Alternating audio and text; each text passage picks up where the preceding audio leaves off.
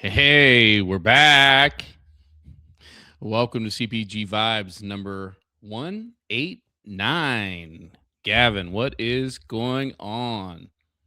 Wade, I think that's a little high, but everything's going good, man. How are you doing? How Uh, was the last couple weeks? We've been MIA from this yeah, podcast. yeah, we should preface this whole thing by saying the reason we've been absent for a couple weeks is we're human beings. We have life. And we said when we started this, when Alex stepped away, and part of the reason he stepped away for his mental health, we said that we were going to not create an environment for ourselves where we felt pressure. And if something came up and things like the holidays, life. Gavin has an eventful thing coming up tomorrow that I'll let him share what that is. But we take breaks, and that's what we did. And we're back. I've been good. But I'm more excited to hear about how you've been. And by the way, what's going on tomorrow? Yeah, so we're having the show today just because tomorrow is our twins' first birthday, which is crazy.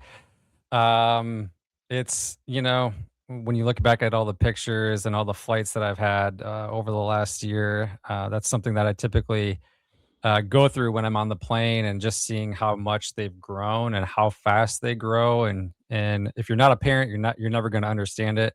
But the second that you become one, you see how fast time does go by. So we have a pretty cool day. I'm going to work for the first half of the day tomorrow, and then the second half is taking them to Polar Express, and just celebrating them, and also my wife. Like, this is uh, she carried them for damn near 9 months, and, she's now been looking after them for, the better part of the year. So, we're really excited. It's really cool. And then, like, just to piggyback up what you said, yeah, we wanna make sure the content that we provide for our community is worthwhile. um, and the holidays are important for everyone. We don't need to have a show during the holidays if it's not necessary, if there's nothing to really talk about. So, as we go into Christmas, I know we're probably not going to have an episode that week either, and all that good stuff. But yeah, life trumps some of this stuff. Yeah, it happens, and I don't. Gavin and I talk all the time. Whether it's text, whether off, not on the show or what have you. And I don't always tell you this, but I know every time I get one of your damn pictures, whether it's via social media, via direct a message, text, something you send me, I'm just like, I'm. First of all, I have to preface this by saying I'm glad that I'm in the situation I'm in. My kids are grown, and Renee and I have a great time as empty nesters. But I see those babies, and I'm just like, I want to grab those cheeks so bad.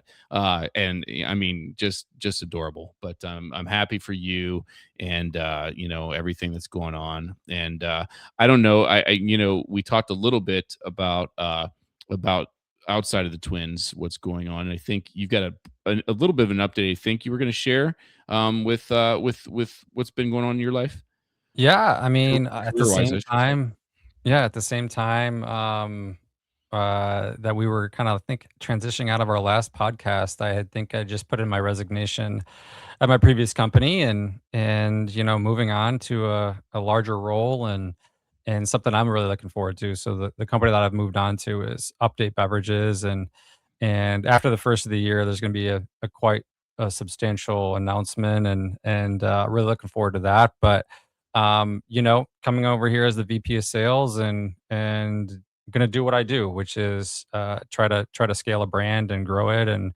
and do all the things. So I'm looking forward to it. I started last week, so I'm in the middle of my or finishing up my second week here. We have a huge production run that started off a couple days ago, and I'm actually going to spend the first half of the day up in North Carolina in Mooresville, traveling and seeing some of that production run in person tomorrow. So I'm looking forward to that. But Wade, let's turn it back over to you really quick. We Yeah. don't have any sponsors or anything like that right now. We're just kind of doing this, and I can't be more excited about it. But Yeah. you've been really busy over the last week plus. Yeah. Talk Yeah. talk a little bit about what you've been doing, and we can kinda correlate that back to Nosh and to BevNet. Yeah, yeah. I've been I think everybody knows we got I want to first of all acknowledge all the people that are jumping in here that have joined us, and it's good to see a lot of familiar names, and Rich, Robert, Hank, whoever else. I don't know if I missed anybody else. I know there's others listening or will listen later. Yeah, I talked a little bit, I we also took a little bit of a break from CPG office hours, which is the podcast I do with the V Driven team, usually middle of the week. Talked a little bit about that yesterday, but I'm a work from home guy, and my job, aside from the major trade shows, don't I don't really do a lot of traveling. But we were, now that we're in the past, we're one of the sponsors of Nosh Live, which was a week ago Wednesday and Thursday, and or I'm sorry, I arrived out in Marina Del Rey on Wednesday. The show was Thursday, Friday, and then had a little bit of a reprieve Saturday. Leads right into BevNet on Sunday, Monday, and Tuesday. So I flew out from North Carolina last Wednesday and got back home this Wednesday or early morning, like 12:30 local time. So it was quite the week. Nosh is a great show for emerging brands to connect with. Just do a lot of networking. You get to and I want to get your perspective because I know you've been a speaker there and hosted some things. I've done that in my past roles on the buying side before transitioning to this side. But it's a great event for networking.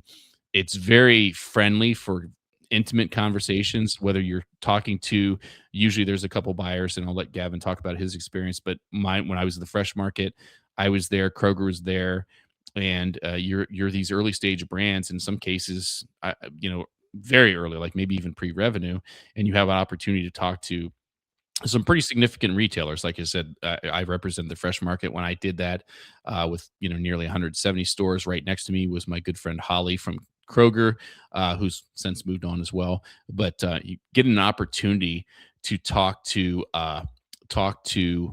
these significant, not saying I'm significant, but retailers, right? And get some feedback and thoughts, and just interact without it being the mass of people that is like an Expo West or these monster trade shows. And so and there's a lot of investors there, and just all walks of life. And that was my experience initially with Nosh. And I'd like to let you tell me a little bit, because you've been there on the buying side, what your experience was.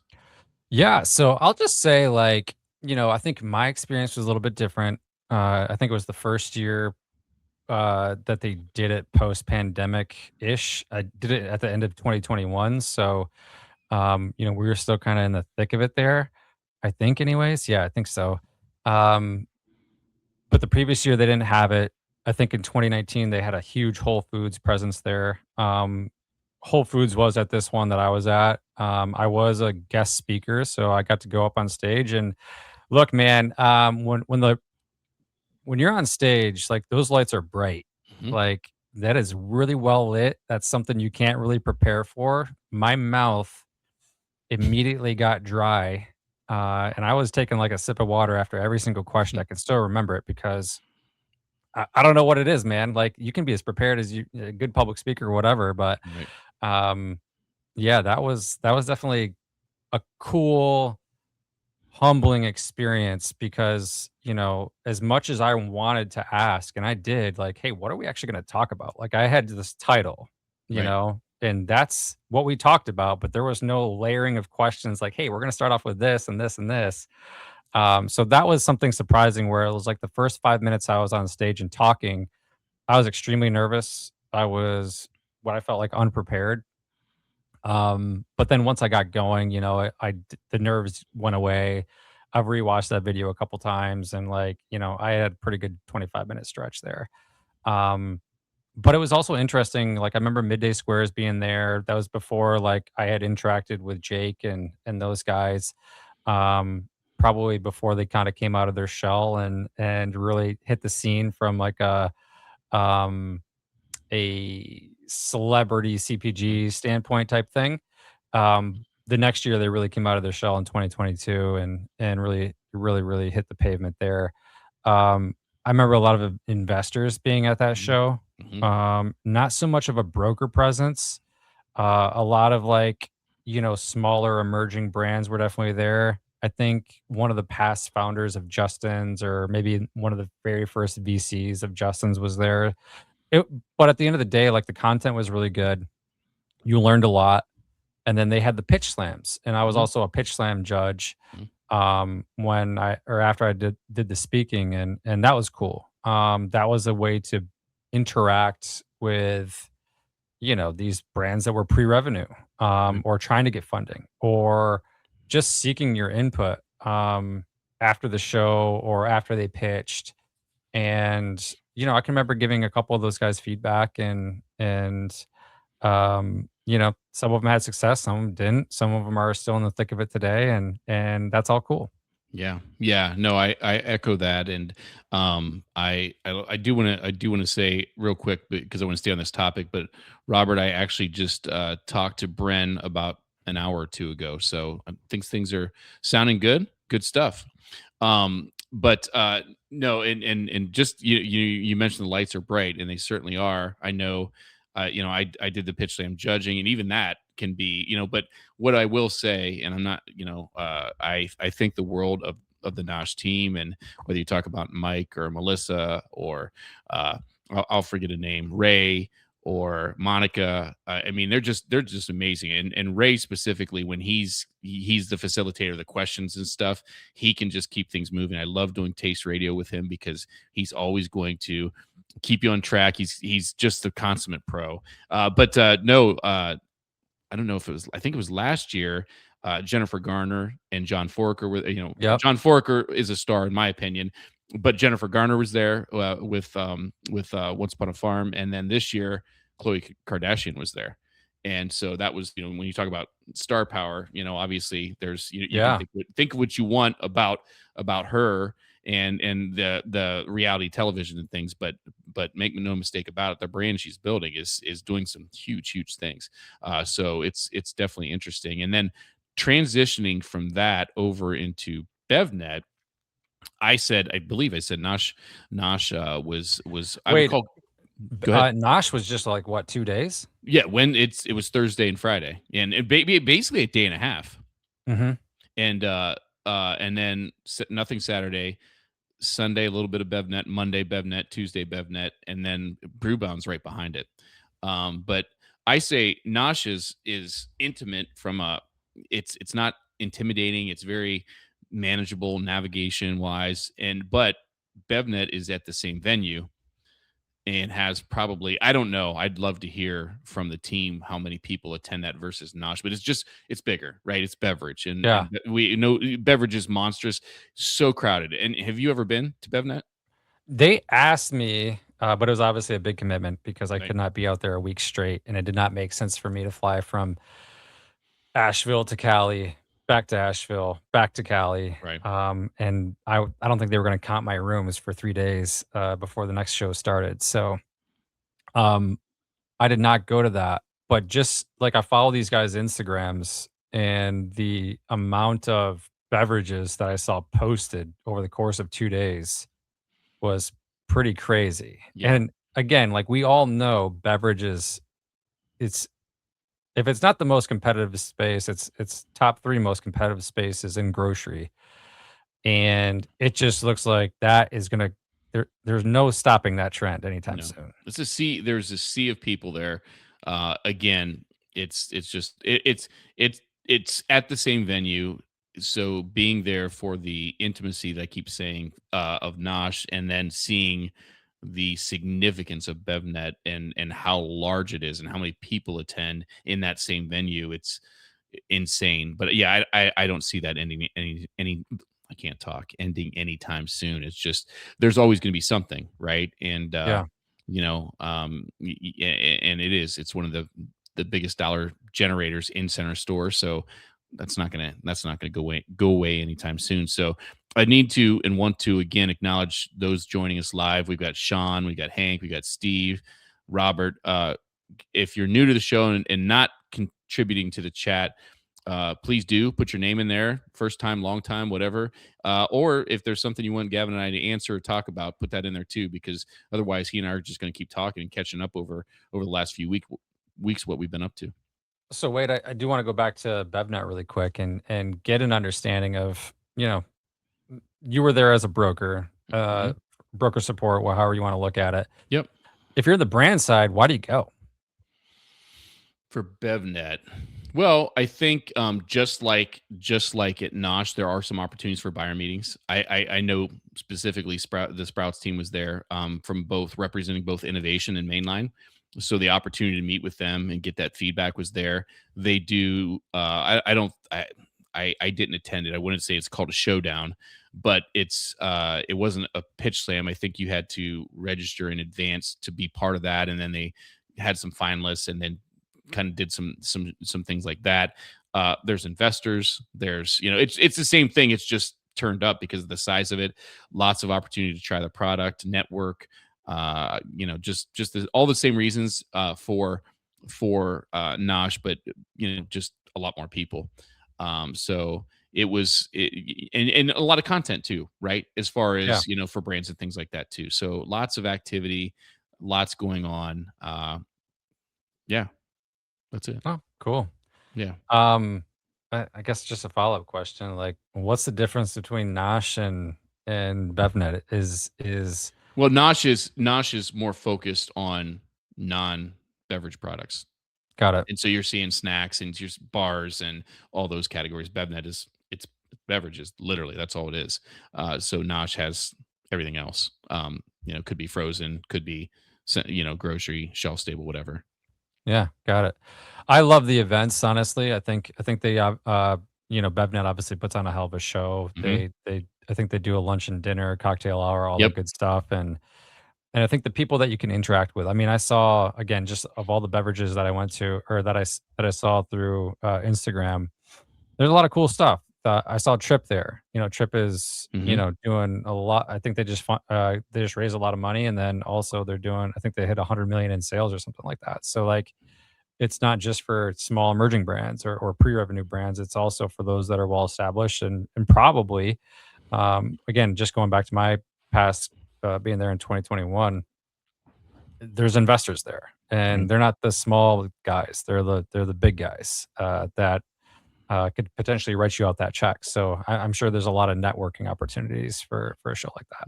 Definitely, definitely. And you can see somebody from the brand side contributing here. It's Sarah with Cirilla. She said, I went to BevNet 2 years ago to pick up an award. It was overwhelming. If I were thinking about starting a beverage company, definitely go to that first. You'll see how many people have a similar mission.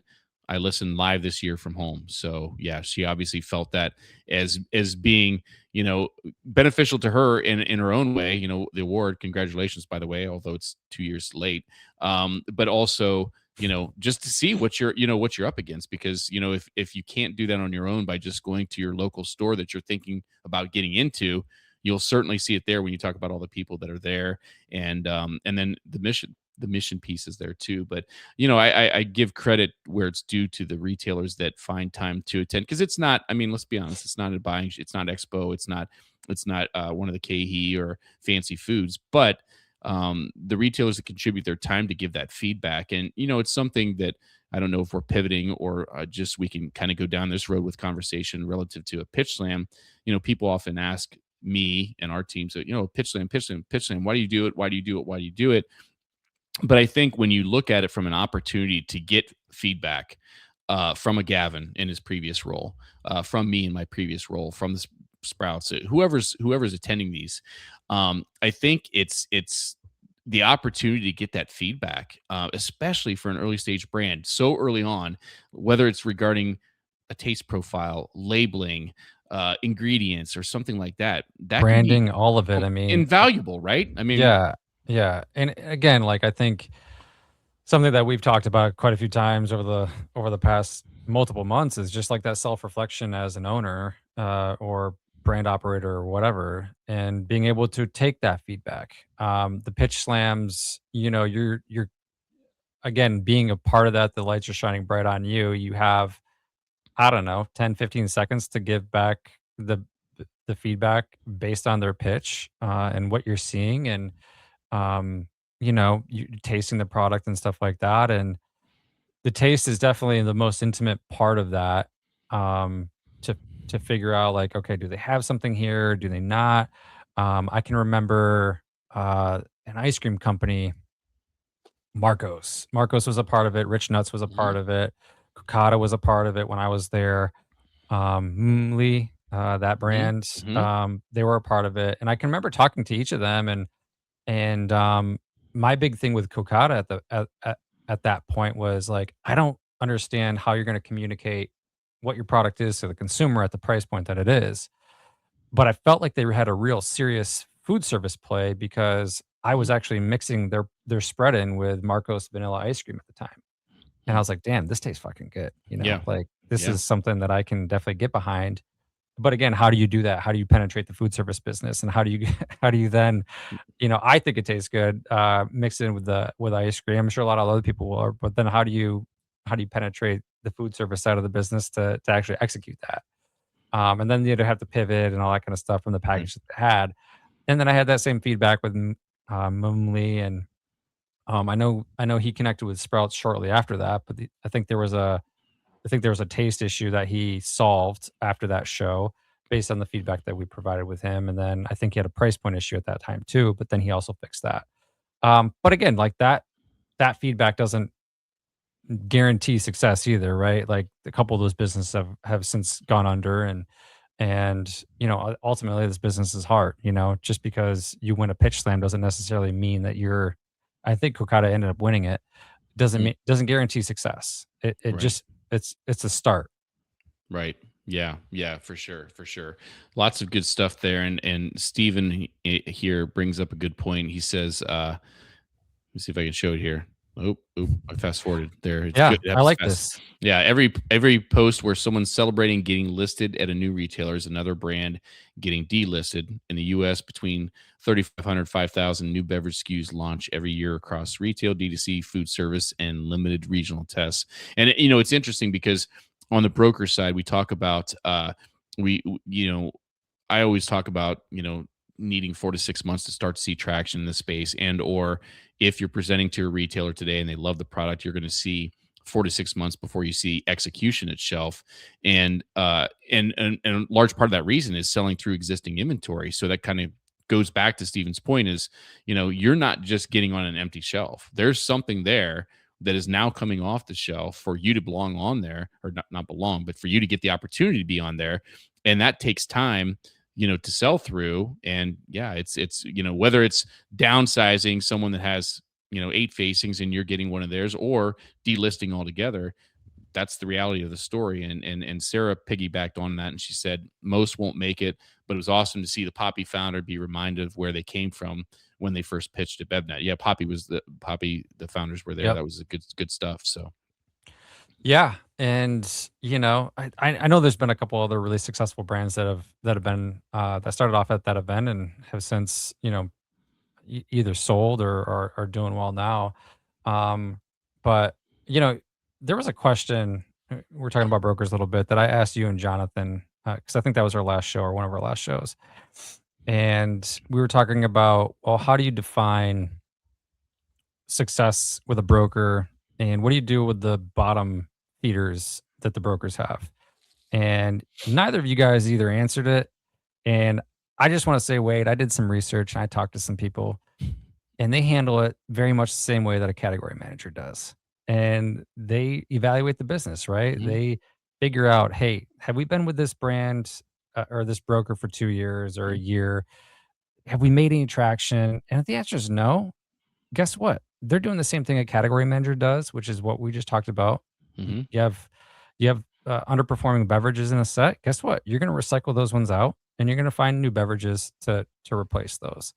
And in my findings, brokers or a lot of brokers do this exact same thing, where you know, there is those conversations right, where if you're not performing, and it can work both ways. right, Maybe there needs to be, and I think Sean alluded to this when we talked to him.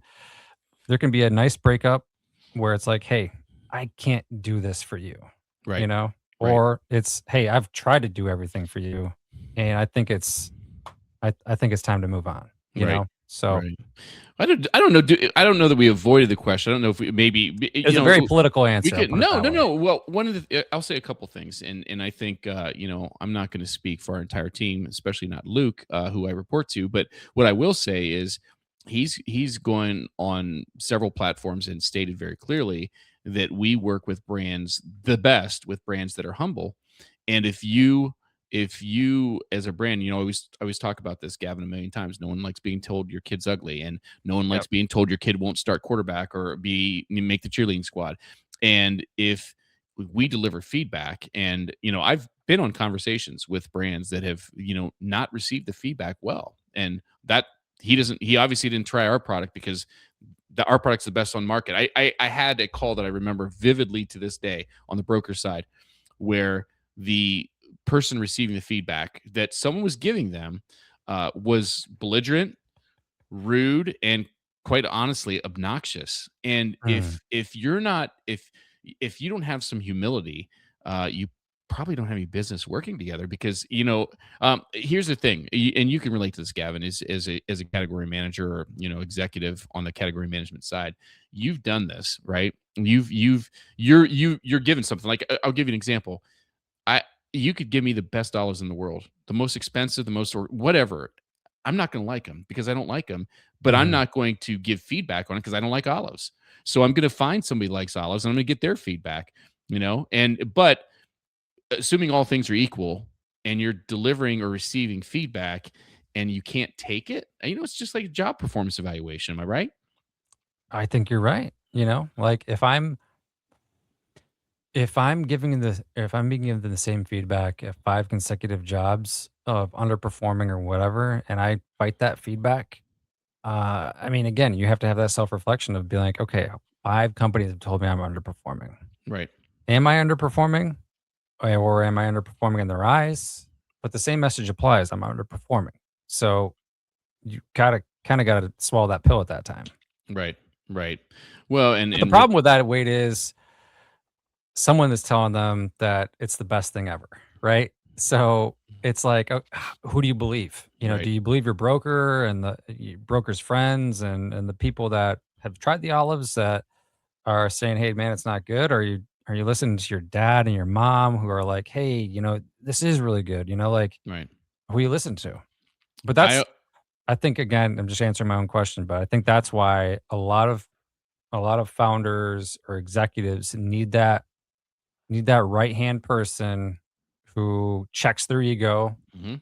or that they trust that is gonna tell them the real, and that is not gonna tell them what they wanna hear.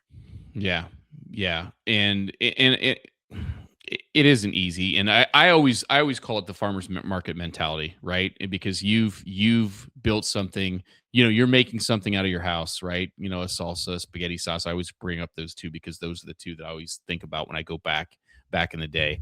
And someone is telling you, "Oh, this is great. You should bottle this. You should put this in a jar and sell it." And so, and then you go to the farmers market, which is oftentimes an extended version of family and friends, right?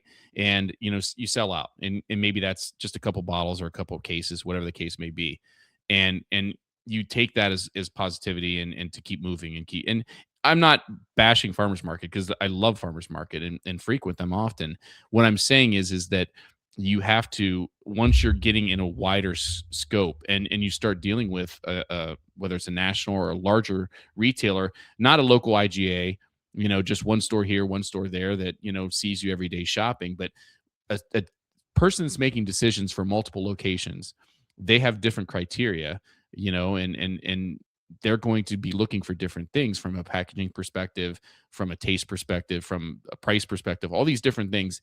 And that's when that reality often comes to the front. And if you've not ever received some of that positive tension that Gavin's mentioning as far as feedback, you have to be ready for that, and it's not always the easiest pill to swallow.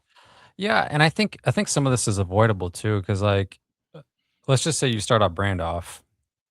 I mean, the first thing you're gonna wanna do is get feedback outside of yourself. Hopefully, you enjoy your product. If you don't enjoy your product, then, you probably got a problem right out of the Mhm. gate. But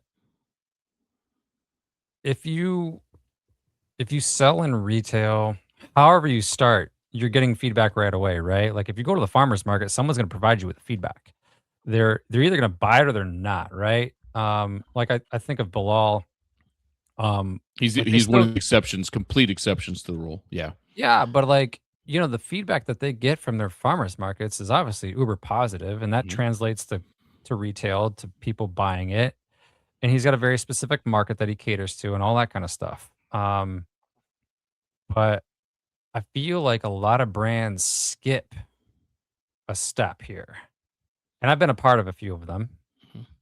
But if you start demoing your first retailer, your second, your 20th retailer, whatever, the second that you start demoing that product, you need to start listening to the feedback that you get from the consumers who you're demoing to that are potentially purchasing that product. Mhm. And if there is consistent feedback that, hey man, it's too sweet. Hey, there's a weird funky aftertaste.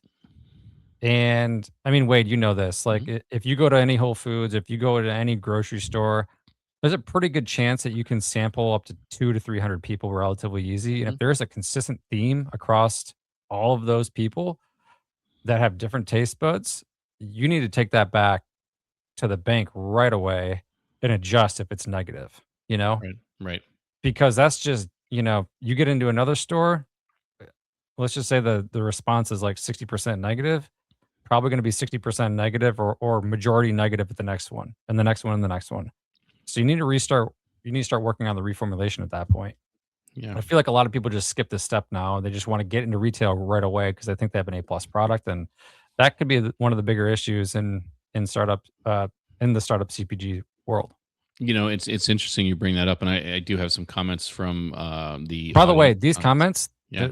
there's like a comedy show going on Yeah, in the there's a chat. comedy show, but there's some good content too. There always is. But that's what we love about this. That's what the community is here for. But I won't name the brand, I won't name the category, but I talked to someone today that really was the picture perfect example of what you just said, in that uh they got some feedback from a can't remember if it was an investor or someone with a lot of experience. And I mean, someone that should be their feedback should be taken seriously, and they liked the branding, they liked the packaging, and felt that there was something positive there. But quite frankly, the product itself was falling short, and it was like, if you don't fix this, you can't go anywhere. And so the person took it with humility, listened, and took it as, hey, it's not my kid's ugly, it's feedback. Maybe the kid needs a haircut, or some acne medication, and went back and fixed it. And now the same person that gave that feedback a year ago or 2 years ago, whatever it was, is like, you got it, you nailed it. And but it was that back and forth. And if the person on the receiving end of that wasn't receptive, probably wouldn't have gotten anywhere. And now it sounds like that person's off the races. So we've got Robert here. How many people have the market penetration record? When you're rocked at the time, it sucks. As time goes on, ROI goes up. It's an interesting growth and learning process. And with you on the team and other good karma, all is very good. I think that's going back to some of the comments earlier up there. And then we have Steven. The problem with growing up in a farmer's market: cash flows instant. Customer buys, pays, and leaves. Setting up for a rude awakening once you get into retail. And that's something that I know we try to do from an education standpoint, is understanding that, I talked about the 4 to 6 month process to get on shelf earlier, but then also in this market where you're often talking about free fills and slotting and all those things, if it just taking the simple example of a free fill is about as simple as it gets, not talking about a free fill, one case per item per store per SKU, right? So you're giving the first one away, which means you need to sell the second one to theoretically break even, minus all the other costs associated with distribution, freight, and everything. I'm not Probably need even to going, sell 5. not even going there, right? So just calling it as simple as you can. But yeah, you're exactly right. When you start doing the true ROI, you're probably talking 3, 4, 5, 6, 7 on.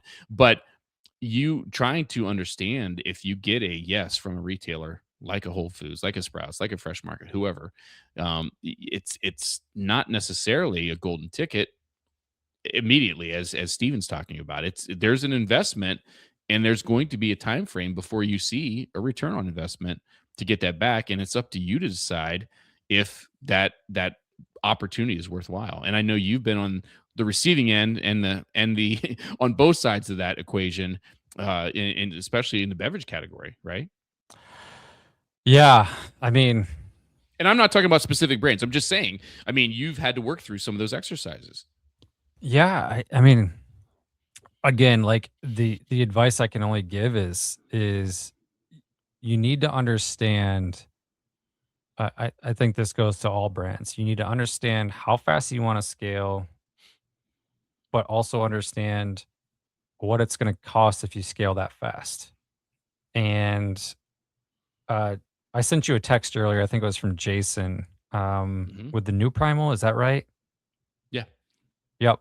He had a really good post of like 20 things that every startup founder should do or something like that. Definitely go look at his post if you're in the chat. I'll find it. I'll find Yeah, it. I'll link it. it's really good. It kind of explains like from a high level like all the things you should be on the lookout for. I don't know where I was going with that, but like you need to understand how fast you can scale, what it's going to cost to scale, and also all the variables associated with it. You know, like if you're going to hire a VP of sales or head of sales or whoever to do sales, and they're going to get you in 3,000 doors, 10,000 doors, you need to make sure everything aligns with that. You know, if you need to hire other people, the distribution costs associated with all that stuff, and you need to make sure you have the cash flow to support that. And yeah, like going back to my past 5 or 6 years, like there's been challenges with some of the brands I've worked with because we weren't ready for that. Or it increases the shit out of your burn rate, and then that's not looked at very, very well, and I feel like a lot of brands don't do the slow and steady thing where, I know you and Alex would touch on this all the time. And I think Steve's talked about it where it's go an inch mile or inch wide and mile deep. And what that means is, if you launch Wegmans, make Wegmans great, figure out how to connect to that customer. And if you can get Wegmans to, I don't know, 5 units a week, and then you get it to 10 units a week, and then you get to 15 and 20, bro, you got something. And if you can then twist that with HEB or some of these other retailers that you want to target and take your time with it, you're going to build something pretty successful and you're going to learn so much from that Wegmans example and learn about deductions only with Wegmans and only with Unify or River Valley or whoever you choose as a distribution partner. And you're going to be like, okay, cool. Like I've got a bucket of money that I can spend for the next retailer. I've got an idea how much it's going to cost on the back end, and I've got an idea how much I got an idea how much it's going to cost to get my sales to this at HEB or Hy-Vee or whoever else. Now you got a Right. good little blueprint that you can use as you scale across the country at that point. But if you do it all at once, you got this bucket for Wegmans, you got this bucket for HEB, you got this bucket for Whole Foods, you got this bucket for Sprouts. That bucket's going to break, bro. Right. Unless you got 50 mil. Yeah, and I don't know why that link shows up the way I tried to copy paste it in there. It's not good. But if you can't, if that link doesn't work, it's Jason Burke.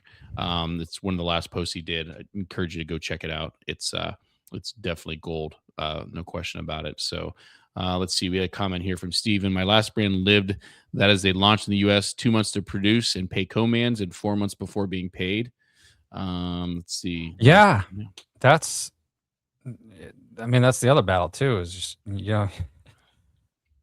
getting into the retail doors is cool. In that situation, what are the lead times? When are you launching? Right. How much is Right. it going to cost? How much you got to put down? Right. Right. I feel So like that's going to be perceived as negative talk, but it is real. no, it's not negative. It's real. And I always try with the people that I talk to, potential clients that I talk to, and try and be as transparent can be relative to, I talk about this, I think, on here all the time. It's been I feel like I can, if it's I haven't talked about it in 2 or 3 weeks, I can talk about it. Since we haven't had a show, I can talk about it. But if you're not going into a relationship with a sales agency expecting to see 4 to 6 months before you start to see results, you're gonna be disappointed. And I think especially for a brand that doesn't know how the game works, an early stage brand that is just getting going. There's this idea that, okay, I've got a sales agency, broker, whatever you want to call them, relationships. We're off to the races, and that may be so, but off to the races doesn't necessarily mean it's a sprint. It's going to take time to, if you can get a buyer meeting, to get a buyer meeting. If there's a category review, you got to wait for it. If there's not a category review, you still have to wait for the buyer to grant a meeting, then make the presentation, hope they like it, and on and on. Or there's all these things that needs to happen. And so you don't start writing a check today and get results tomorrow. I always say minimum 4 to 6 months to start, emphasize start, to see traction. And then talking about that execution on shelf, we talked about is, you're waiting 4 to 6 months to see execution on shelf. So if you're not prepared for that, you need to be. And then something I don't think we've really talked about, Gavin, and I don't know if you've had experience in this, but often one of the biggest mistakes I'm seeing people make is that they're producing product before they have sales that are going to pull product. And I've seen it happen time and time again. And I always, always, always tell people, you have to look at it as perishability. And the minute that product comes off the manufacturing line, you essentially have a time bomb on your hands. I don't necessarily say time bomb, but it's the clock starts ticking, right? And so you better have a home to sell that product. And it can be D2C, it can be Amazon, it could be a different brick and mortar, what have you. But if you're producing before you have someone, you better be prepared to donate it, to sell it at a drastic discount, to give it away, to do anything but get money back for it. Am I right?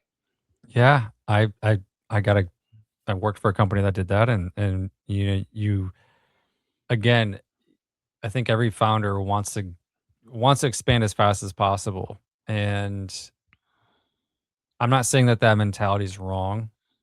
I think it just needs to be more realistic. But if you make products with that hope in mind, because that's what it is, it's a hope, right? Mhm, mhm. And but you can get a cost of goods reduction to make X amount of cans or X amount of pizzas or whatever, right? You shouldn't just go do that because you're getting a cost of goods reduction and you can report that to the board. Like that's not smart business and that will bite you. Right. Because if you're making all that product, it's going to sit, it's going to tie up cash flow. And I think Steve just talked about that. You Cash need to flow. Yep. understand cash flow for the entire process, which is totally factual. Like, I mean, again, everything that you do is going to impact cash flow. If you hire a broker, it's going to impact cash flow. If you hire a salesperson, it's going to impact cash flow. If you put on business, it's going to impact cash flow. If you create product, it's going to impact cash flow a couple different ways because you got to put a down payment down, and then you got to sit on the inventory, and then you got to sell it, and warehousing costs. Like all of it's going to impact cash flow. So if you don't have any cash coming in to support that production run, that's just not a good business practice. Right. No, no So question. No question. No yeah. question.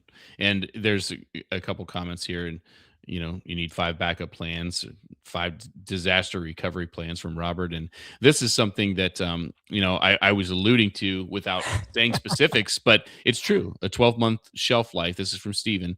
12-month shelf life fools everyone. They don't realize that retail wants at least 75%. Well, at least distributors definitely want 75% of that, and then leaving you maybe 3 months to sell out. And Yeah, and let's just use this example right here, right?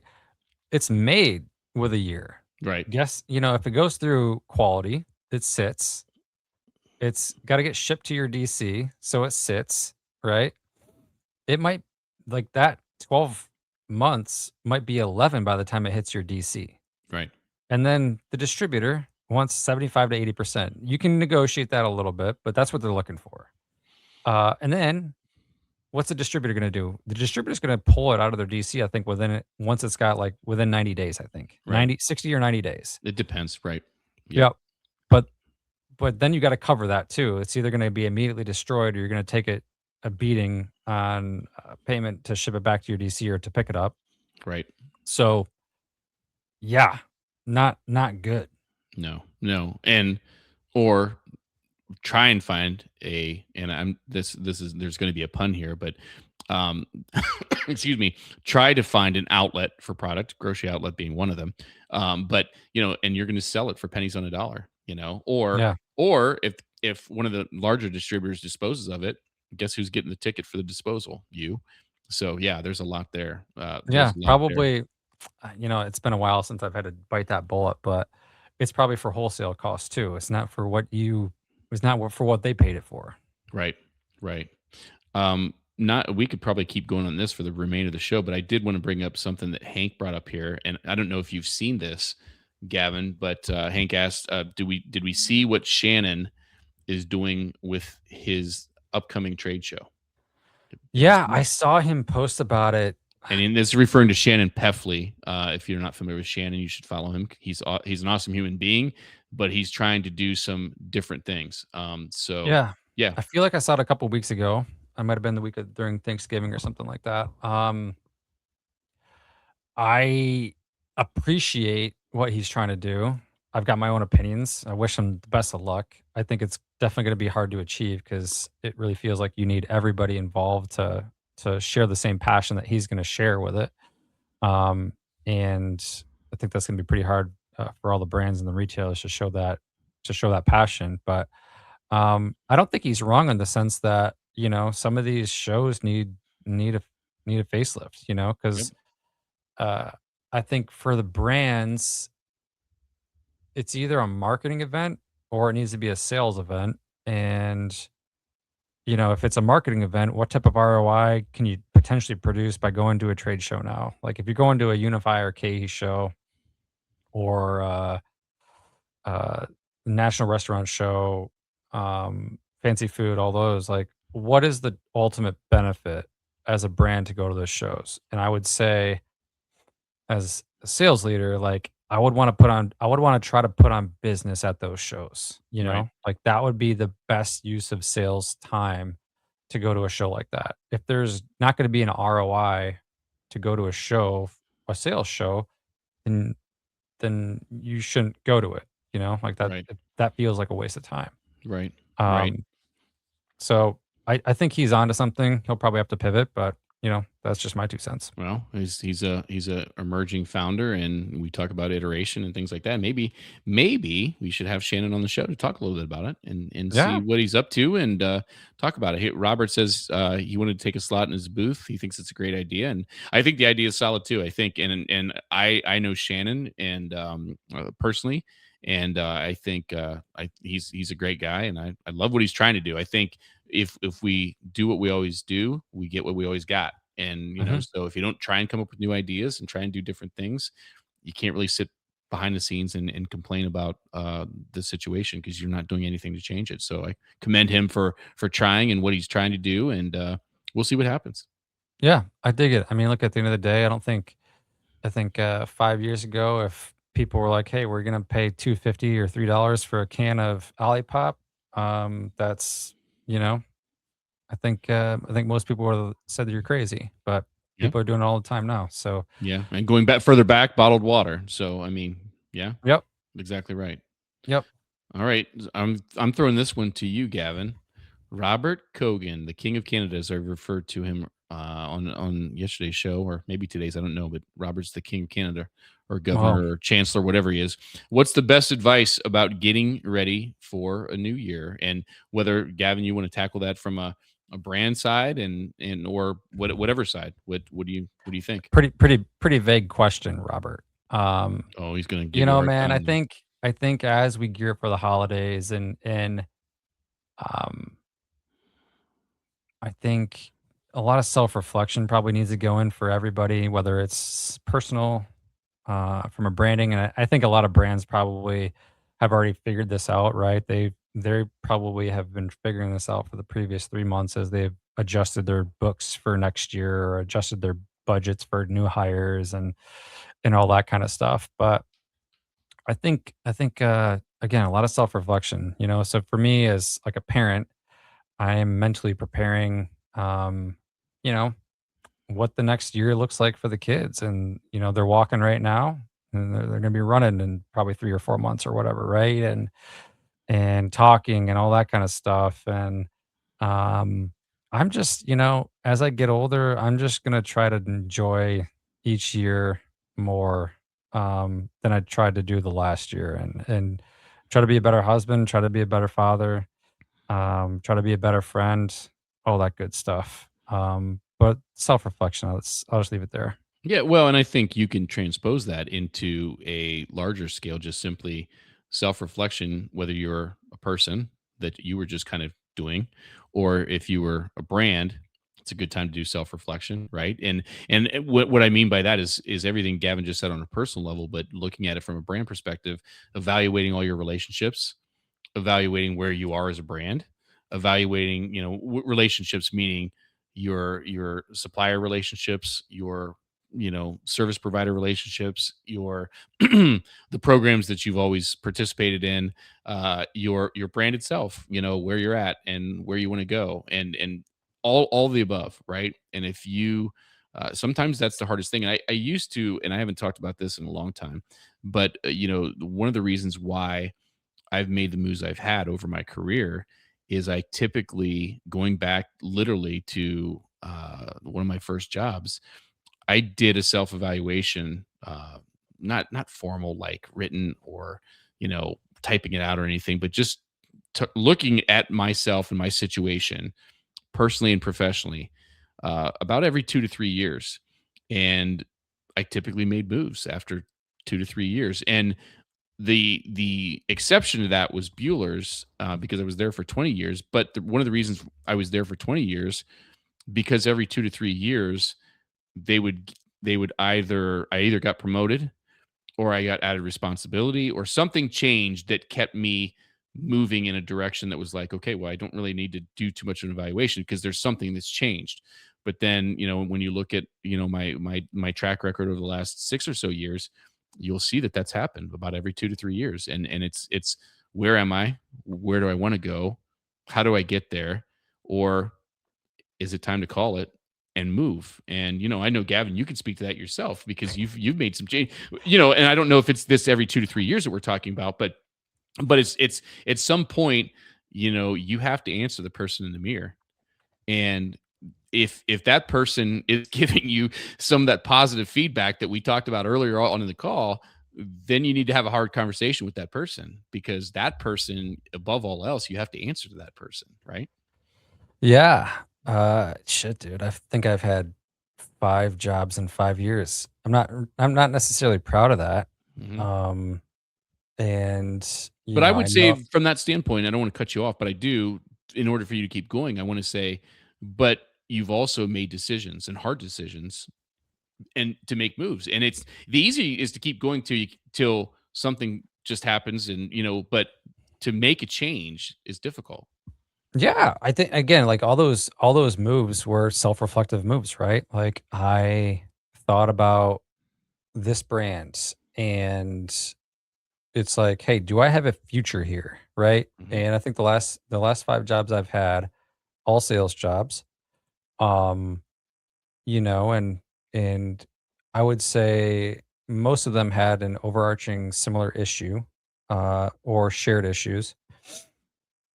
And it like if I were to stay there, I probably would have been fired anyway, you know? So, it's like one of those For things one reason where or another.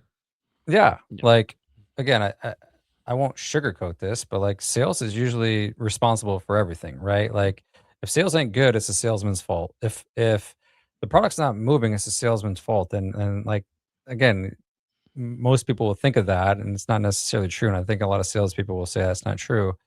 Um, but it's like, hey, if the product's not moving, like why am I working here? Mhm. Like, can I keep doing this?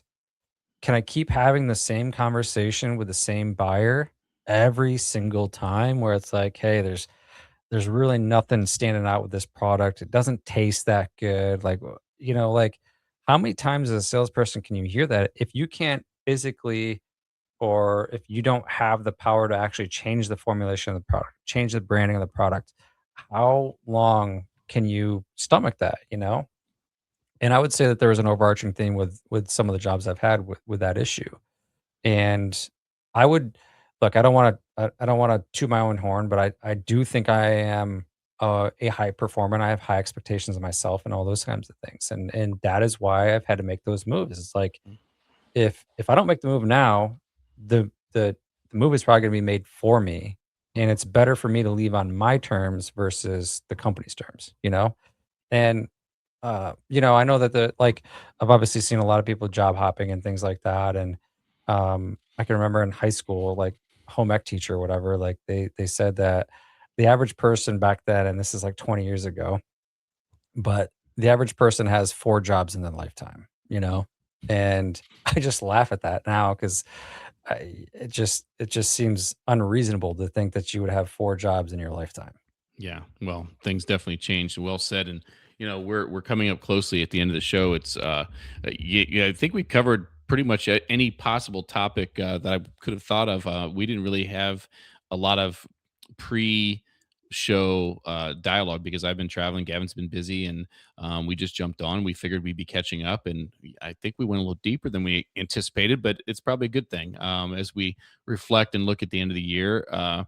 We haven't talking about next week, Gavin. Have we cemented what we're doing? Is it Thursday? Is it Friday? I I'm gonna be driving to TBD. Michigan. Yeah, TBD, I'm gonna TBD. be driving to We'll Michigan announce next it. Friday. We'll Yeah, announce yeah. it. Yeah, just watch, my feed, Gavin's feed. We'll post it. Just bear with us these next 3-4 weeks as we get through the balance of the year. We wanted to do a show today because it's been too long, and but with the holidays and life, there's things coming up these next couple weeks that we'll do a show if it makes sense, if we can squeeze it in between the schedules and whatnot. But rest assured, we have every intention of continuing the show in the new year. We'll get back to a regular cadence once we get past the holidays, things calm down a little bit, but we at least wanted to catch up ourselves and with you all, because without you all, there's no point in doing the show, because Gavin and I talk all the time off camera.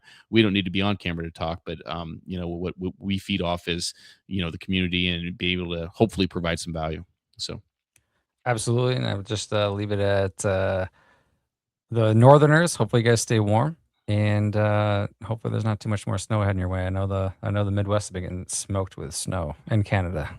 definitely. Definitely. So stay tuned. More to come. We'll post it when we know it. We just have to work through it ourselves. And we'll see you on the next episode, whenever that is. And until then, have a great day. Later, See you. guys. Bye.